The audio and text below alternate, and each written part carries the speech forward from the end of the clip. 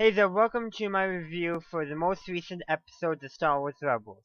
The first being Wolves and a Door, and the second being A World Between Worlds. While I would normally share one or two comments from my prediction video, unfortunately I did not get any predictions commented, so unfortunately I won't be sharing any. Now that I've said unfortunately too many times, let's move on to my full review, beginning with Wolves and a Door. First of all, both cats are cute. There's just something about them. But that's besides the point. I just wanted to include that. So what from the very first scene, and something what I noticed is the white loft wolf is clearly and definitely indicated to be more intelligent than the regular loft wolves. Um, it can also that it can communicate effectively. And also it holds some sway over the regular loft wolves. And also I just liked how one of the regular loft wolves just picked up Chopper in its mouth to carry Chopper with them on the way to the Jedi Temple on Lothal. And that was just kind of a funny scene there with the Chopper being picked up by the wolf. This actually talked about the travel scene from where the rebels are based currently on Lothal to where the Jedi Temple on Lothal is located. So the traveler scene actually includes lots of flashbacks, and I particularly want you to know that there's flashbacks with both Ahsoka and Kanan seen in that travel scene. It's also very hyperspace-esque. We saw that in the previous half of the season, last time the Law Force were used to help the rebels travel someplace. So that was kind of nice to see. And also the characters were vaguely aware of what was going on. Like the most we got was I think Ezra and not Ezra, sorry, Sabine and Zeb commenting on how they heard voices but not could make anything out. Us as the audience, we were able to make that stuff out, I think. But it is kind of neat to see. And when they came to the Jedi Temple eventually and saw it. My first thought: are they mining for kyber crystals? It does not. From later in the scenes, it does not appear so. But I'm going to get into that a bit later. Um, so the rebels sneak up to the edge of the excavation site, the Imperial excavation site, and they see two speederbike scout troopers coming up, and they decide to take the armor for disguises like they do so often. But I kind of liked how they did it. Because Chopper had recording Thrawn's message from Zero Hour. So Chopper played it, and that kind of distracted those two scout troopers, so they could be sneaked up on and taken out, so their armor could be taken. I did kind of like that. It's a different way on how they normally get armor. It was kind of nice to see. And then we get to see some kind of imperial minister. Somebody referred to him as a minister. Um, and he had some death troopers. Later in the episode, somebody called him Lord Hayden, I think. I'm not sure if I heard that correctly, so take that with a grain of salt. Though the character is obviously connected with the Empire. We see that both in this episode and in the next episode. I would actually not be surprised if he's that one character from the Aftermath trilogy who is totally obsessed with the Emperor and the dark side.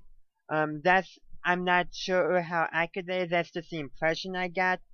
I'm not sure, but also we get to see a lot more about. We get to see references to the Mortis arc and the father, the son, and the daughter. And actually, when that Imperial was communicating with Emperor, referring to, I think when he was talking about, I'm not sure the imagery he found maybe, I can't remember precisely, but the Emperor called the Mortis beings, the father, the son, and the daughter, the Mortis gods, which I thought was kind of interesting. But also in that same communication with the Emperor, we viewed that Kanan's death had changed the balance of force and made the Tsar's future unknown to the Emperor. Like, a big thing in the original trilogy was the Emperor has foreseen this, as he would say. which we got that a lot in Return of the Jedi. So it's kind of interesting how something just changed how he was able to foresee something, like very peculiar. I think again the connection to the Love Wolf and the greatness of the Cosmic Force, which is mentioned in one of these two episodes. I honestly don't remember. Um, but also when Hera and Zeb were watching from the perimeter of the Imperial excavation site, I was jotting notes down about what the Emperor was saying, so I briefly saw it. And I think it was also very briefly, but pretty sure I saw Ken appear on screen. Whether it was a vision, a force ghost, a mirage, I'm not quite sure. But it seemed like somehow Hero could feel his presence there. So I'm not quite sure. But that's an interesting scene. I hope somebody breaks it down much better than I can, because that has a lot of breaking down to be done. I actually probably will rewatch that scene. Actually, both these two episodes I am planning on at some point re-watching so I can do a more detailed breakdown of them. So be sure to subscribe and ring the bell to be notified when those videos come out. It will probably be next week, by the way. I'm just informing you. But I want to talk about when Ezra and Sabine were looking at the artwork on the Jedi Temple from the outside, again with the father, son, and daughter from Mortis. Um, and they and Ezra specifically made note that that convoy, I think it was called, bird, that owl-like creature, had a connection with Ahsoka, that every time when they were on Atalon, every time Ahsoka communicated with them, that bird would appear. Which is something we all noticed. I'm glad they also noticed it in the show. But we saw it also on Malachor too. So that's it. I'm assuming, and of course the bird's on the shoulder of the daughter, and so the connection with the daughter, which we know there's a connection between the daughter and Ahsoka because of the Clone Wars. And also, this appears in the second episode, but I want to make note of it because it goes in this scene. That one Imperial makes note that that bird has a connection to the daughter, whether it be a physical embodiment of the daughter in the physical world, or a messenger of the daughter, something along that line, which I thought was interesting. And then, of course, when Ezra used the Force, he activated the imagery, and so the imagery moved through the Force. Is the best way. Hand positioning changes, facial direction changes. There's a lot going on that needs more breaking down than one single viewing. And also during the very end of that scene, chant music, which closes out the episode. So that chanting brings in lots of religious connotation, and I think with the Force it does go well together. It makes it seem much more mystical, much more mystical, religious, spiritual. You can throw all those words out there. And then the first episode ends with that chant music. And I kind of liked how it ended with that. So the next episode was it? Sorry, a word between words. I want to make sure I get it right. So it begins with some pretty imagery going into it.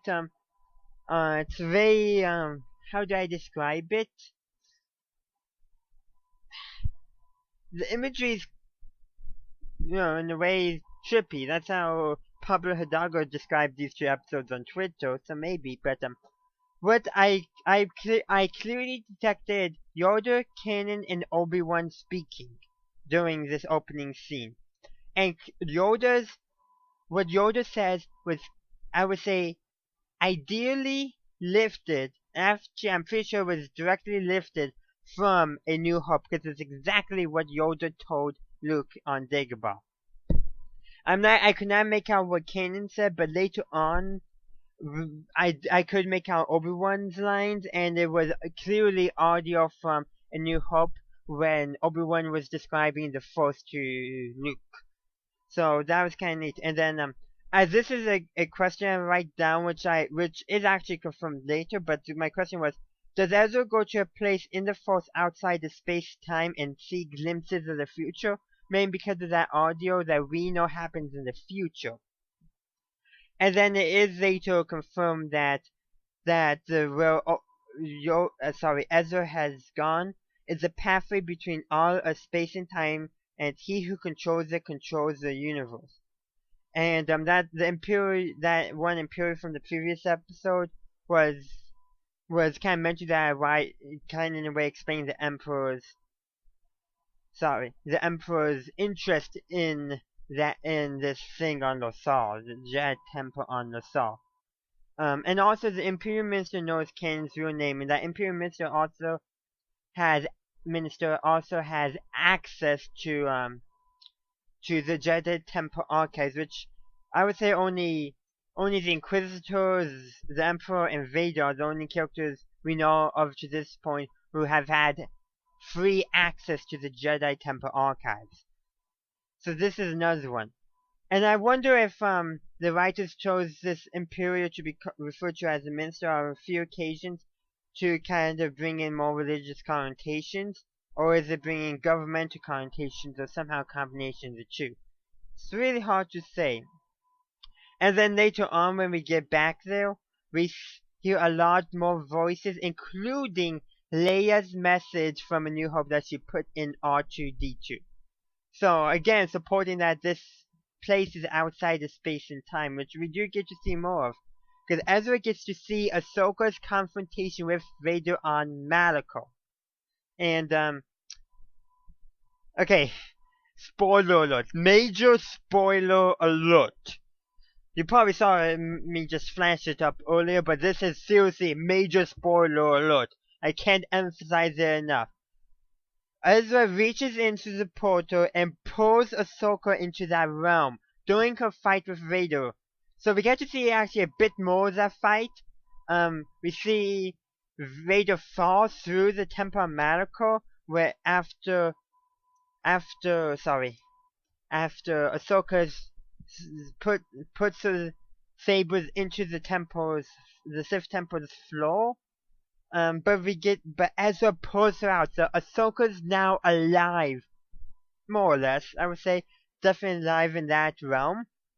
I'll talk more about that later. And I really this is what I wrote. Can't describe feeling. Shocked. Awesome. Glad I didn't predict it. Those were the things that were going through my head as I was seeing the scene. I literally, the last time I think I've truly felt this shocked, this giddy, this happy, was when I first saw The Force Awakens in theater. Just something I don't get too often anymore. And I'm glad I didn't predict that. And they made sure they would not predict, we had no clue that Ahsoka was going to appear in this episode, with dialogue, especially. Because Ahsoka was confused at first as what she was, and Ezra tells her that she was on Malachor fighting Vader, and after Ezra says that, Ahsoka whispers, Anakin, like somewhat correcting Ezra, even though Ezra would not know that Vader was Anakin Skywalker. And we also learned that the convo, that bird, has a name. The name is Mori. And also, Ahsoka specifically mentions that that Mori, the convo bird, I forget the official name, but is an old friend. And I think, if I remember correctly, it said that she has saved Ahsoka, which connects her to the daughter for a lot of reasoning. So the daughter is still out there, apparently, and apparently has a good friendship with Ahsoka. Oh, and also, then they go to another portal where Ezra watches Kanan's death, and and Ahsoka talks Ezra out of saving canon for fear of altering the time stream and preventing canon from saving them. And that's actually probably a smart thing, because if Ezra pulls... Oh great, we're getting into a temporal paradox, which is something I never thought we would get with Star Wars. How awesome is that? That's been my Star Trek fan side sneaking out. But still, something I never thought we would get with Star Wars. But think, if Ezra put Kanan out, that means Ezra probably would have died, which would have meant he would have never been there to save Kanan in the first place, or save Ahsoka, and then Kanan wouldn't have been saved at all.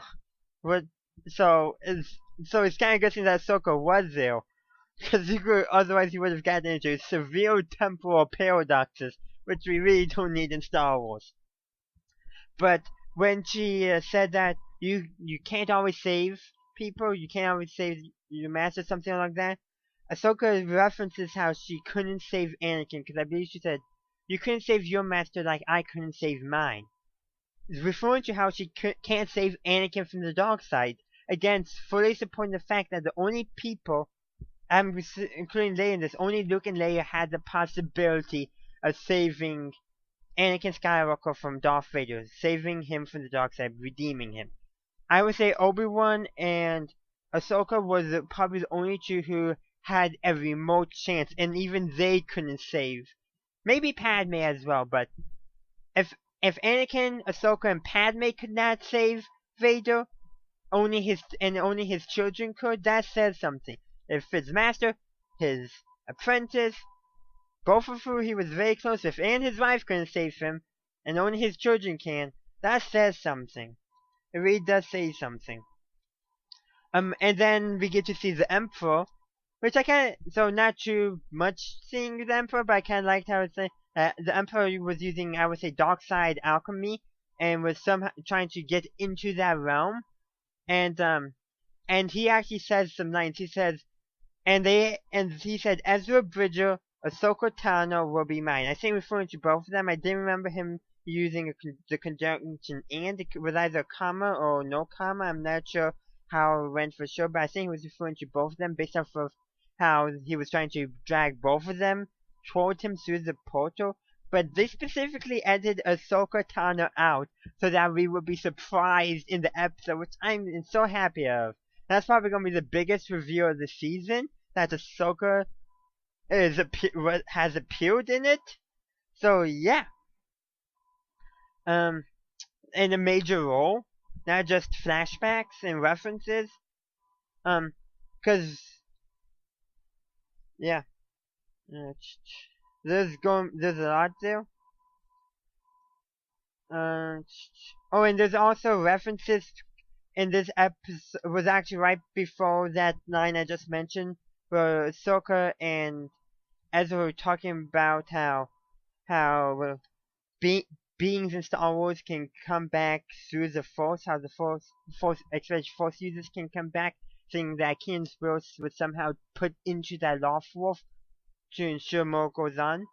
And then, of course, we see the ultimate thing that Force Ghosts later on in the saga, in the universe.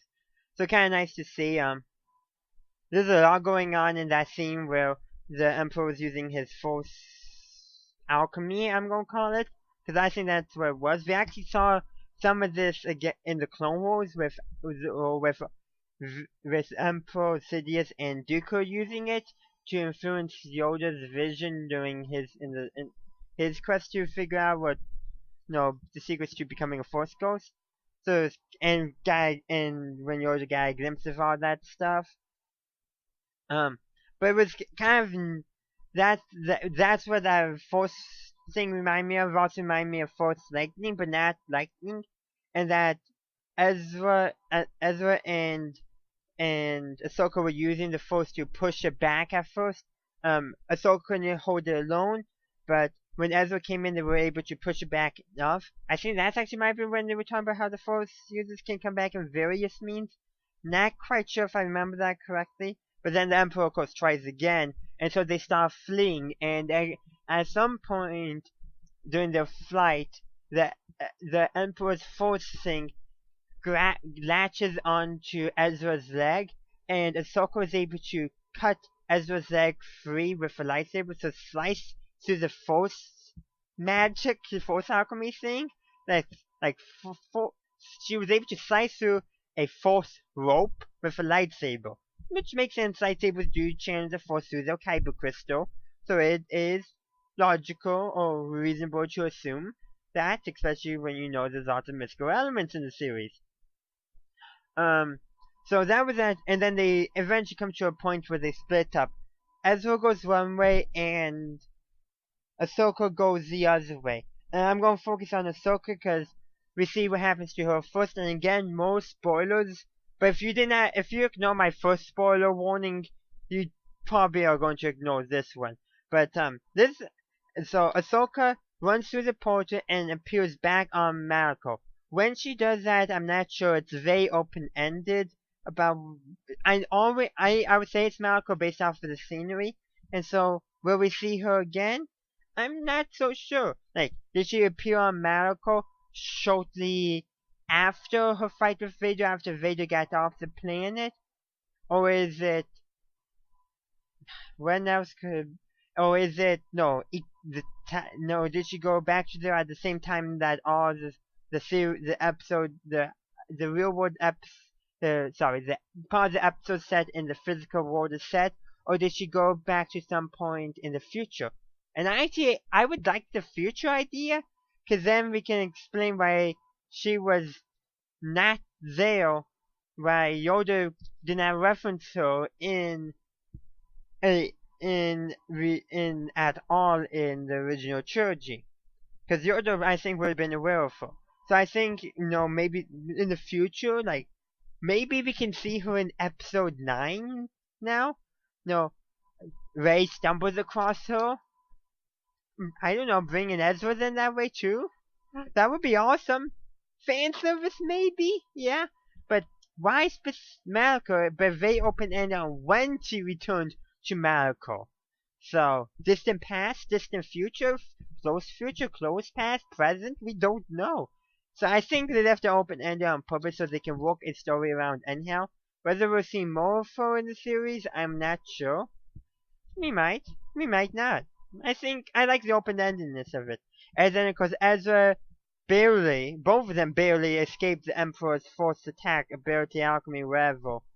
And of course, Ezra is the second return to the physical realm world, and he arrives back on Lothal. And then, of course, this is something I didn't written down, but the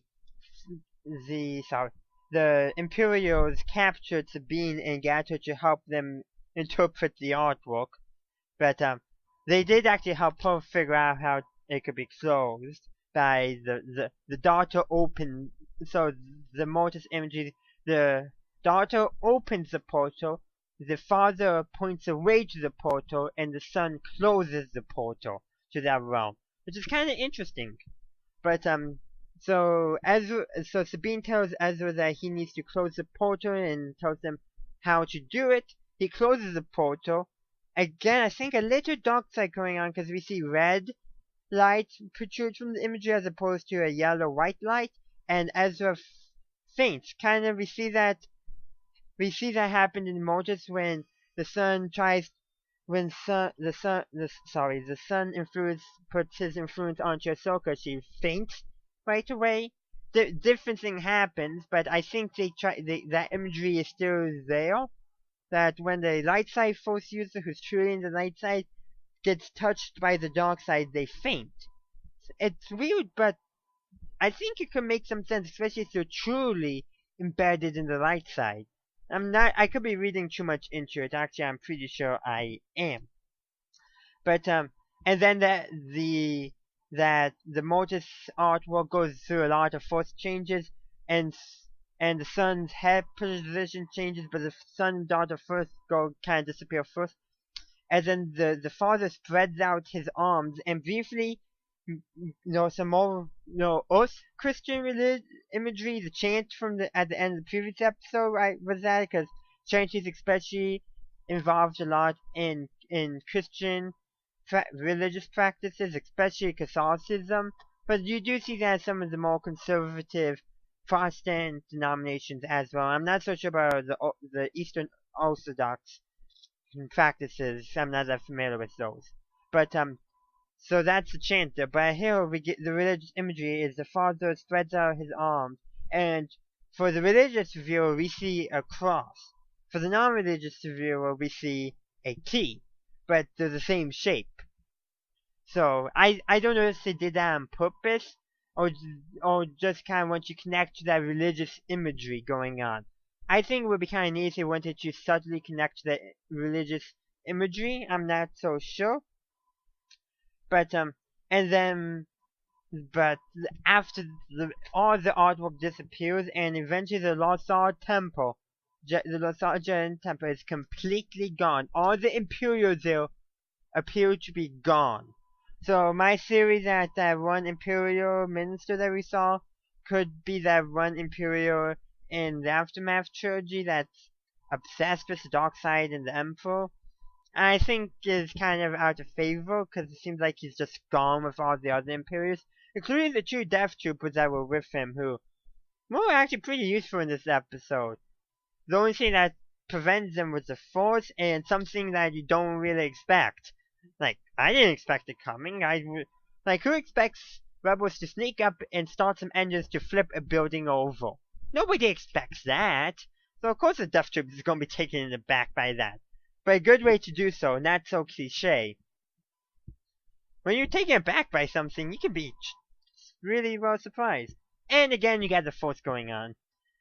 But all that seems to remain in the Jedi Temple is some outlines on the grass. I did not get a good look at it. As soon as I will, hopefully in that video I mentioned I'm planning on creating earlier in this episode where I break down a lot of this stuff much more. Hopefully I'll be able to include that as well. And then at the very end, the Loth Wolf appears and walks into the light. But before the White Loth Wolf does it, Ezra calls it, or should I say him, Kanan, signifying how Kanan's will was put into that Loth Wolf. So I broke down and explained my thoughts on a lot of stuff in here. There is really a lot to break down in this episode. Probably too much actually to break down. I guarantee you I'll probably every day this week I'll be watching snippets from the episode trying to break it down further, break down all the voices that we heard at the beginning of these episodes, where they come from, what they were saying, all that to give a greater sense because there's a lot of I think also Easter eggs thrown in this episode. So I could see some channels like Star Wars Explained doing more than one video on this channel. On this on these two episodes. I'm planning on doing at least one more sometime this week. I hope he does so because he breaks down a lot of stuff better than I can do. I can honestly say that. But I also noticed since I started taking notes, I do a lot better. So I'm going to be doing that more in the future. But I did like all the imagery, all that stuff with the Force, and I also liked how the religious imagery and the connections to real-world religion, religious practices and symbols, even though they were subtle and may not really always be noticed by everyone. Even I did not know how the first episode, Wolves in the Door, ended with chant music. I picked up on the religious imagery, but I really did not focus on how it was Christian religious imagery, not until I realized, till I was looking back at my notes and saw how the father's artwork briefly resembles the shape of a cross, and the Christian imagery is there, so that's kind of how I drew that connection. And I liked all these connections showing up. It really helps to expand the lore around the Force, and we get to learn a lot more. I think we get to learn a lot more how the Force itself can be a character in Star Wars, more than just a presence, an actual character. Think of it as, in a way, the god of the Star Wars universe. That's really probably the best way to describe how the Force is being treated in Star Wars, and that the father, the son, and the daughter are being treated as its physical embodiment and in the real world, the physical imagery used in the real world, the Father, the Son, and the Daughter, which I think, again, taking some parallels to the Christian trilogy, the Father, Son, and Holy Spirit. Not, I think there's the parallels going on there. Not sure how strong they are, but I think they're present. The Father and for the Star Wars Mortis characters, the Father, the Son, and the Daughter. Like the Father represents balance, maybe even creation, because the Father imagery makes sense for creation. The daughter is representing the feminine side of the Force, the light side of the Force, while the Son is representing the dark side, the masculine imagery of the Force, you can say. Not sure how strong that is, but those parallels there, well, all of them are representing the Force, but one's representing balance and creation, one's representing light and femininity, one's representing darkness and masculinity. Not sure how strong that is, but I do see that that's almost how the Force is being represented. Like the different faces of Force are being expressed differently, kind of in a way how the Trinity is expressed in Christian religion. It's basically you got the creator, then you got the physical embodiment and the savior, and then you got the Holy Spirit is often equivalented with the love. Really, the Assassination Creed actually does help explain that a little bit. It's way too complicated for me to explain. Just take from me that there is imagery going on connecting to Christian parallels. And I know there's some, I think, Buddhist parallels as well, because I believe George Lucas, in creating the Force, did take some inspiration from Buddhist practices, or was it Hindu? Something in the Southeast Asian region in India. I really wish I remember for sure, but you can let me know for sure in the comments. But I've talked a lot in this episode about these two episodes, so thank you for watching my review of these two episodes, and I would love to hear from you. What did you think of these two episodes? Let me know in the comments down below, and also maybe you can tell me what you thought about all the imagery that was thrown into these two episodes, because there's really a lot to break down. Well, thank you for watching. If you have not subscribed to my channel, please do so and ring the bell to be notified for future Star Wars content. Also, do consider supporting me on Patreon. Not only do you support my channel, but you also get extra goodies such as commentaries on my videos. Also, consider following me on social media, Facebook, Twitter, and Google+. Links are in the description. And as always, have a good day, a good night, wherever you are. May the Force be with you, always.